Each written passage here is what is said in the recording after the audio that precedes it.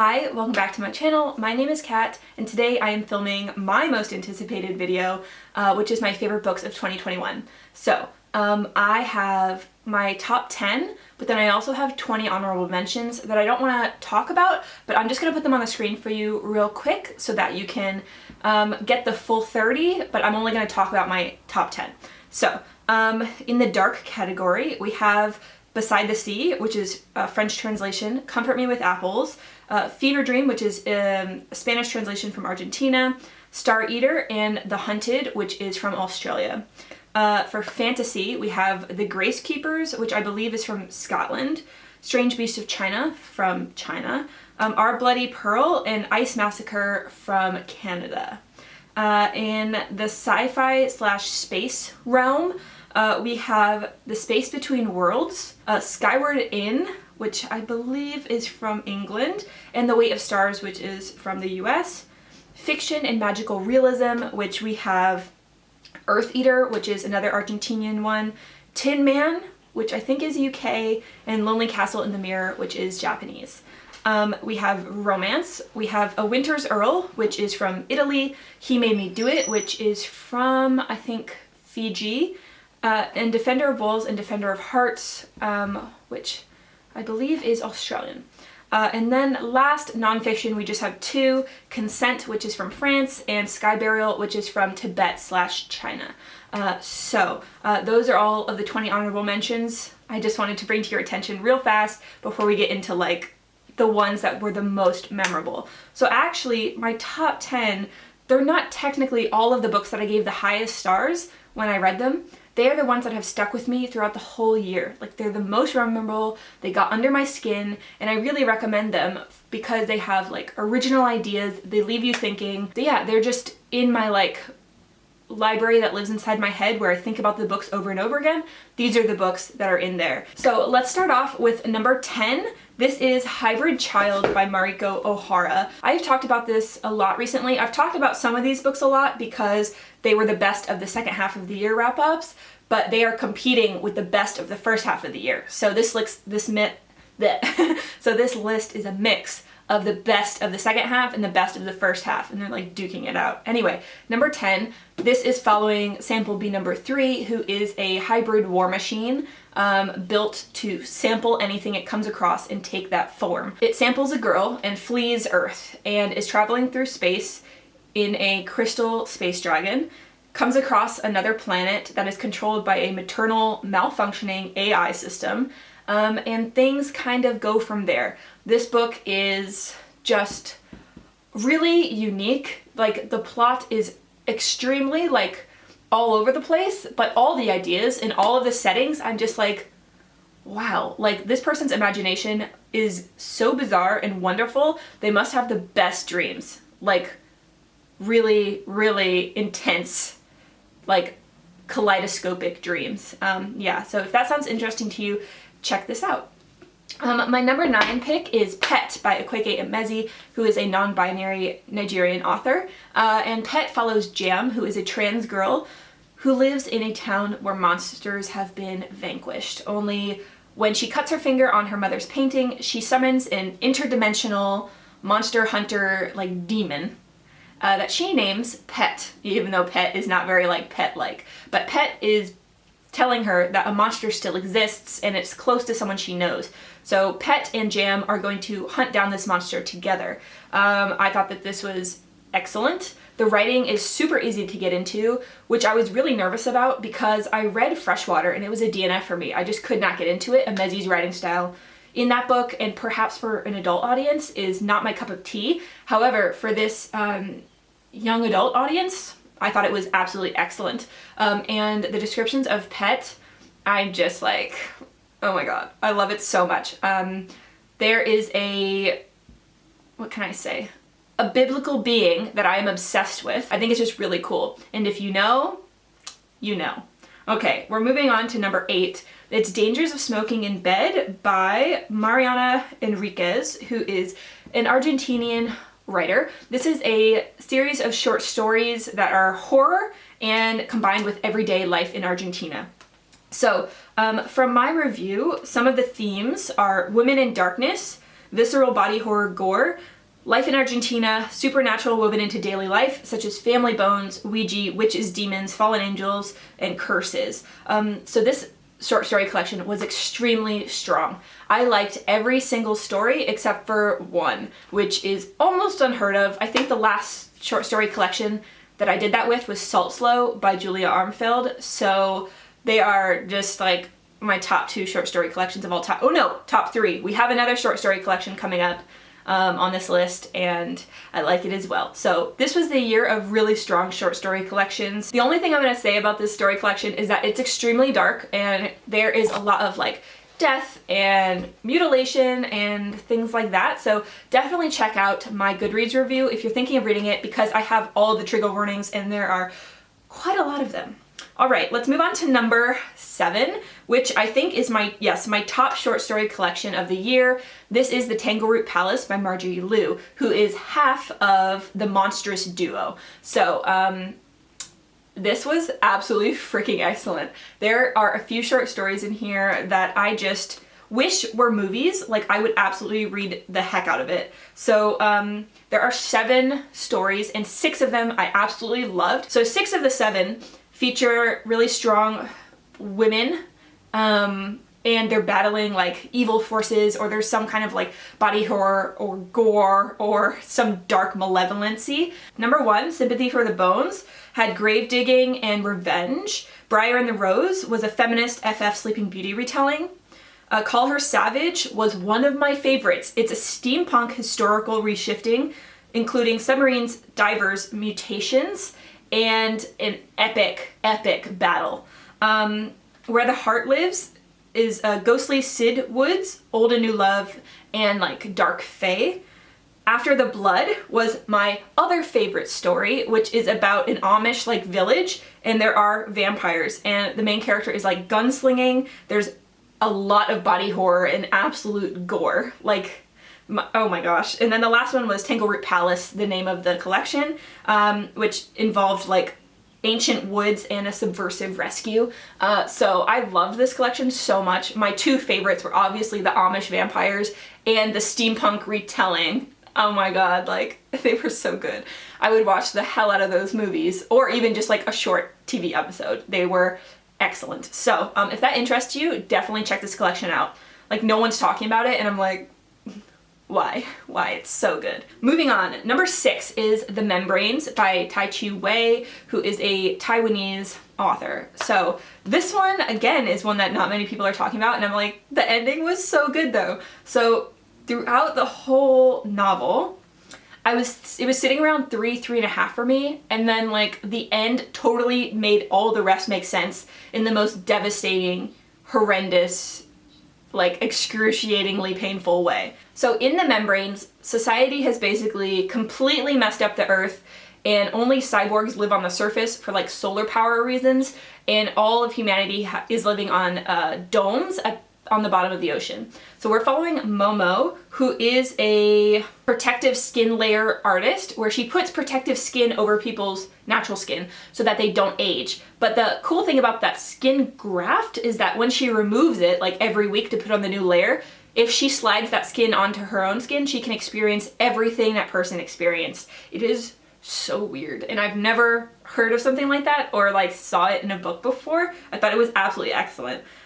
So the memory skin lets her to like live through all of these celebrity and famous people's like lives, which is absolutely excellent. There is really complicated dynamics between her and her mother, and you're not sure like why we care about that until you get to like the last third, and you're just like, oh my god, what is happening? Yeah, and as the story goes on, Momo is kind of ruminating on the difference between cyborgs, androids, military units, and humans, and who deserves the right to live and die. Like, because throughout the book she meets many androids or service units where she like befriends them, but they're not human enough to live once they outlive like the usefulness of their owner. So this is just a bizarre story with an absolutely haunting ending that no one's talking about it, and I think it is just such a darn shame. So definitely pick that up if it sounds interesting to you. Number 5 is Fragile Remedy, which did me such a huge damage. It's like my heart was like broken into a million pieces, and there's no sequel yet. There should be a sequel, but it's not out yet. And I'm like, hello, like, guys, hey, I would love to read it. So Fragile Remedy is following Nate, who is a gem, genetically engineered metatissue, basically a clone that rich people could use to pull apart and put the organs in themselves to extend their lifetime. However, when Nate is young, he's smuggled out of this like utopian city into the slums that ring around the city. The problem though is that to ensure that gems aren't stolen, they have a short life expectancy where they need a super expensive drug to live like another few weeks or another month. Otherwise they expire. So Nate has to find a way to get this drug for himself. And wouldn't you know it, this drug is like super hard to get on the black market. It's really expensive. So he starts a job as a tinker, where he can repair anything mechanical. So he scavenges, he fixes things, and sells them. He runs into trouble though, and that's when he finds like his found family, which is this group of other young-ish people who, it's kind of like a Peter Pan group with like queer elements. And this book just completely tore me apart because there is such complicated dynamics between Nate and the drug dealer who supplies him, who is also kind of his best friend, who's also kind of an ex-lover, and complicated dynamics between like the leader of this new found family like gang that looks out for each other. And this was so good. But I will say it does get really dark, and there's a lot of needle use because obviously he needs to inject himself with these drugs, and like I have a fear of needles, so a few scenes I just kind of had to like skim like where he's like putting the drugs in with the needle, which yeah, you wouldn't think it. I'm fine with like gore or body horror, but as soon as there's a needle I'm like, oh my god, oh my god, oh my god. So yeah, I just highly recommend this. It really got to me, and I think that this is the only YA on the list. No, yeah, there's a YA, and then I don't know what Pet is, but yeah, so this is the highest YA of this year. All right, we're moving on to number 4, The Past is Red by Catherynne and Valente. So this is one where also the world has gone to crap, only the seas have risen, there's no land anymore. Instead, people live on floating garbage patches, and we're following Tetley, who has grown up on this garbage patch. On the garbage patch, every section is separated. So there's makeup, there's candles, there's drugs, etc. So they're all separated, and you live in a certain area. So she lives in the candle area, and everyone on the island hates her and has license to torture her, kill her, do anything they want to her because of something she did in the past, and you're not sure what it is. And the thing about Valente's writing style is that it's very sharp, very quick, and the characters are so, I think, not sweet, but they just move along with their life, so you don't recognize how dark it's getting until the character has already walked you in to this extremely fucked up situation, and you're just like, okay, like how did we get here? Like you're disarmed by the beautiful writing and the absolutely like amazing world building that is really unique, and then it's just, you're stuck in this like really dark situation with this character that you really care for. So I really recommend this. I think it's pretty short, and it was awesome. So we're getting up into the top 3 now. Number 3 is the Monstrous series by Lily Mayne. If you've watched any of my recent videos, you probably knew this was coming. I'm obsessed with this series. Like, I think that they're just wonderful. So Monstrous series follows a world where a rift opened in America and monsters are pouring through, and basically the military decided to like nuke and kill the monsters, but they created this huge like dead zone of wastes in the middle of America, and everyone kind of lives on the edges of the country in cities that are like full of poverty. So our main character Danny in the first book, he signs up to be a soldier because he doesn't want to starve to death. So he signs up, and the military's like, okay, we're gonna take B team and use them as a distraction against this really ancient monster who comes to the US every 3 years from the monster realm and kills thousands of people. So we're gonna use them as a distraction, and then while he's distracted, we are going to use A team to capture him or kill him. So Danny, who's not a good fighter, is in B team. So everyone in B team is trying to kill the monster kills them all, and Danny's like, F this, I did not sign up for this. So he just puts his gun down and he's like, I'm not gonna try to kill him. So the Soul Eater, which is the name of the ancient being, walks over to him to ask him like why he's not trying to shoot him, and then Danny faints. And when he wakes up, the military is telling him that he must come to the interrogation room because the monster will only talk to the soldier who survived. And that is where the story starts kind of from. So this whole series is amazing. I absolutely adore it. However, it is really, really dark. So like most of these books on my best list is really, really dark. I think they're all, yeah, like, okay, they're all dark. Every single one on this list is super dark. Okay, like we know, okay? Like we know, everything's dark. I think one of the strongest things about Maine's writing style is that she really fleshes out the world throughout the books. So they get progressively more expansive because you're realizing like what people would do in this world, like all the different elements of society, and she sticks to it and it becomes like actual important elements of the plot moving forward. So it just builds more and more complexity, and I'm just in love with this series. I'm in love with all the characters. Out of the first 4 that I read, my favorite is the first one, Soul Eater, and I think the third one, the Reich, so far. But then Gloam would be my 3rd favorite, and then Eden my 4th favorite, so I like them all. Highly recommend, if you can't tell already by like all the videos that I've talked about these books in. All right, number 2 is I'm Not Scared by Niccolo Amaniti. This is an Italian translation, and it is excellent. It's very short, but boy does this pack a punch. So we are following like this group of young friends who are playing in the like Italian countryside, racing their bikes through fields of wheat. Like think like the most idyllic setting ever. Our main character, who is 9-year-old Michelle, he loses the race, and so his friends dare him to climb through an abandoned house they find, and when he does, he stumbles upon something that is hidden there that he shouldn't know about. And he's left with this dilemma, like what should he do about that secret that he found hidden in that house?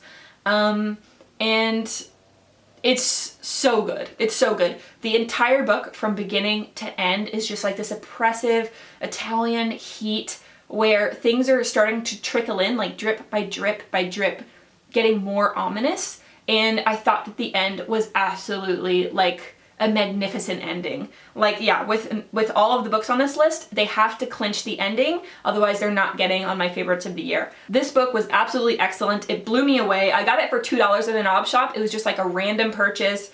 And yeah, I love when books do that. I have no expectations and they just completely blow me away. So yeah, again, this is I'm Not Scared, and I was scared reading this book. I was very scared for our 9-year-old main character. All right, and we are to my number 1 book of the year, which, I wonder if you can guess it. Try to guess it. Like, just pause this video and try to guess what you think my number 1 pick of the year was. I will wait. If you guessed The Offset, then you would be correct. So this is from a writing duo in the UK, and this is, shocker, an eco-dystopian that is just really dark, and it haunted me, it gave me nightmares, and it gave me a lot to think about. So this is set in a world where there is massive overpopulation. So in order to cap that, whenever someone has a child, which is frowned upon, when that child reaches 18, they have to choose one of their parents to offset and kill in a public execution. So we are following 3 main characters. There is a daughter and her 2 lesbian moms.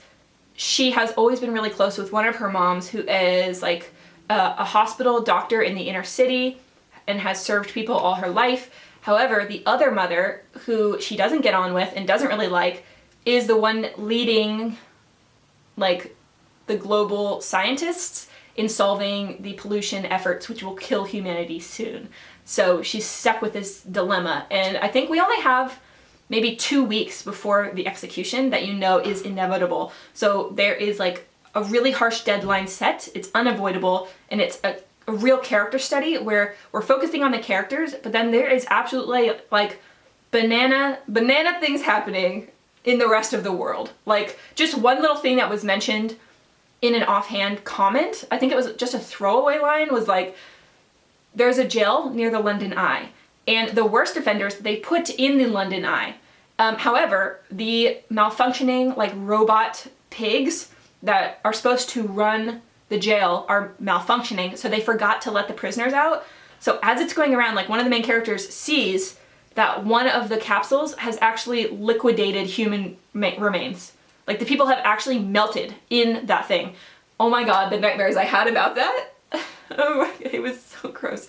So yeah, I thought this book was amazing. It put me in a massive reading slump. I wanted to talk about it with my husband immediately, and I just thought that the idea was so excellent and the end was just really heavy and I think done extremely well.